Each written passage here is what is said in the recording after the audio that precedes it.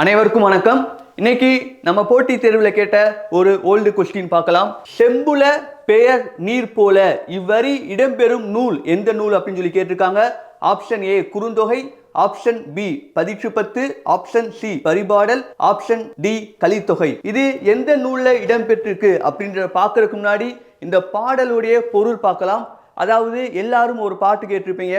எந்தையும் நுந்தையும் எம்முறை கேளில் செம்புல பெயர் நீர் போல அப்படின்ற ஒரு வரி எல்லாம் கேட்டிருப்போம்.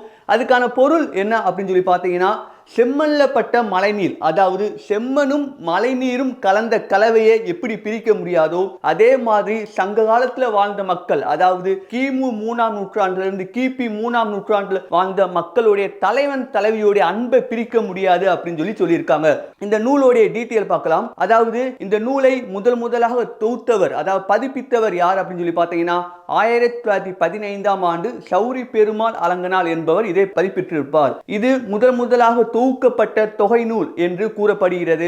அதே போல உரை ஆசிரியர்கள் அதிகமாக மேற்கோள் காட்டப்பட்ட நூலும் இந்த நூல்தான். இதோடைய அடி வரையறை 4-8. இதை தொகுத்தவர் யார் அப்படின்னு சொல்லி பார்த்தீங்கன்னா பூரிக்கோ. இதுக்கு கடவுள் வாழ்த்து பாடியவர் பாரதம் பாடிய பெருந்தேவனார். இதுக்கான ஆன்சர் என்ன அப்படின்னு சொல்லி பார்த்தீங்கன்னா குறுந்தொகை. Okay, thank you.